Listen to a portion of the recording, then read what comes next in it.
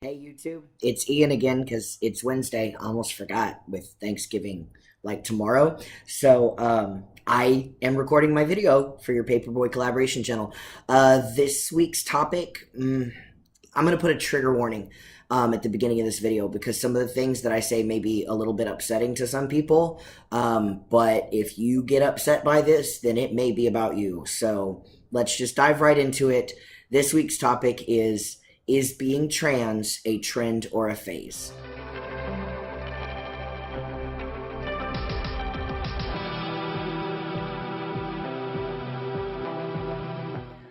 So, I know that lots and lots of people have argued against this because there are many people in the right wing that believe that it is just a trend or a phase or now everybody's jumping on board or yada yada yada. And that's one of the arguments that they have against giving us access to medical care and equal rights. It's a problem when the wrong people are saying things that may be partially true. Now, I know lots and lots of trans people. I facilitate support groups and I live in the community and I work with the community. So I do this all the time. I meet people every day and I can't tell you how many people I've met that come up to me and, we're in a community event or something. They out themselves, they tell me about themselves and everything. And in the back of my head, I'm thinking, this kid ain't gonna go far with this. Like, it seems real because everything that they have relating to being trans and how they feel about being trans relates to either how they see other trans men or how they feel about their friend groups or who they hang out with, things like that. And as far as trans women go, there are lots and lots of people who are cross-dressers, and there is nothing wrong with that. But cross-dressers are not transgender, and I don't know what it feels like to be on that end of the spectrum, but I do know quite a few people who were cross-dressers and then transitioned because they realized that cross-dressing wasn't enough for them. And then there are people who were cross-dressers, started coming out, and then realized, no, that's not quite for me. I've met people who are just kind of following along with the pack, or they don't fit in, and they don't feel right, but it doesn't have anything to do about their gender. They just have self-image issues, stuff like that. So a little bit of everything. But the one thing that I have noticed, if an individual comes out as transgender and then goes along the path of living their life as their true gender, like whether they medically transition or not, whether they start hormones or have any surgery or not, because I'm not the one to dictate, any person's gender. I'm certainly not going to police and I talk about it all the time, like that whole you're not trans enough thing. I despise it. We have our own identities and we are allowed to feel however we want to feel. But I've known some people who started down that path and then went back. And I don't think that it's trendy. I mean, who the hell would want to live like we live? With all of the legal problems that we have, the medical problem, not related to hormone therapy, I mean issues getting medical care as a trans person. We make sure to qualify that. Like, who would want to do this to themselves? It's like when I first came out as gay when I was really, really young, and people were like, oh, you choose to be gay. No, who the hell would ever choose something like this? Like, realistically, let's choose discrimination. I can no more choose my gender identity or my sexual identity as a person who was born African American can choose the color of their skin. Like, it just doesn't work that way. It's something you're born with. But there are people who have changed their minds.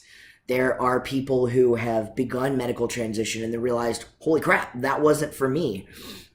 Unfortunately, many people who are more conservative, right wing, they have a tendency to latch on to those individuals. We are human and we are fallible and prone to error, and we might make mistakes about our identity. And we might mess up. We might start trying to come out as genderqueer and then realize we're full-fledged binary trans. We might come out as trans and then realize that we're genderqueer as fuck. When I first started transitioning, I was so butch. Like, so butch. I found later that I was compensating. I am a very effeminate man. I'm not feminine, I'm effeminate. To me, it's a totally different thing. I don't know. But the most important thing that we need to remember is to respect people. As far as, the whole phase aspect, no, being transgender is not a phase. Let's take that tiny segment of the human population that doesn't really know who they are yet, but jumps the gun. Let's take them out of the equation. And I can tell you right now, I didn't know happiness until I transitioned. I didn't know who I was. I didn't feel like I had a place in this world until I discovered who Ian was. So this doesn't pass. This is the rest of my life. I will spend the rest of my life taking hormone injections and just fighting for, whatever legal recognition I need, yada, yada, yada, so on and so forth. It's such a complicated topic. I mean, it really is, because even there are even people in the transgender community that believe that there's such a thing as trans trending. And I really kind of avoid that entirely, because the people who say things like that are the same kinds of people who say you're not trans enough if you don't transition a certain way or do a certain thing or whatever. So in the end, kind of the point is just be yourself and take your time. There's no need to jump the gun. If you're 30, 40, 50, 60 years old and just discovering your identity, you've already waited this long. Why not a little while longer? I'm not trying to say don't come out. I'm saying really take your time and get to know yourself. Speak to your closest friends and those allies and advocates that you have in your life. Don't feel the need to rush, because no one should ever judge you for taking your time to transition, or taking your time to start hormones, or taking your time about deciding your identity. Being transgender is just now starting to come out into the public light. Maybe you've never heard of it before. You might be watching this YouTube video and you are doing the same thing I did all those years ago. You're looking for any information you can get. Learn yourself. Be who you are without apologies, but don't ever hesitate to say, I don't know. Because I don't know is an acceptable answer. And if people ask you, what are your pronouns? I don't know. That's okay too. If anybody ever struggles, or they're curious, or they want to know anything, you guys can reach out to me. Either, find me through here. I have my own channel that there's no content on. Or I'll go ahead and put my full Facebook name in the comments below, in the comment section. So that way you guys can find me and you can talk to me, dude, because I don't have a day job. My husband works, so I will probably take the time for you.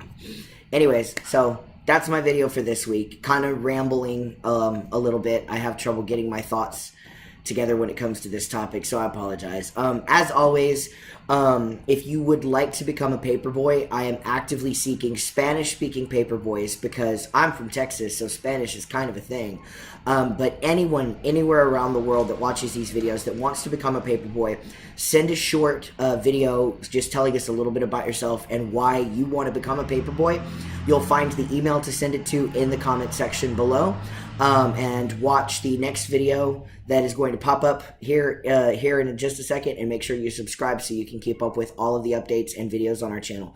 Thank you so much for watching every single week. Every view that we get really makes us feel like we're doing good in the world, and I appreciate you. I will see y'all next Wednesday. Take care of yourselves, and happy Thanksgiving if you celebrate, and happy Native Peoples Day if you celebrate that.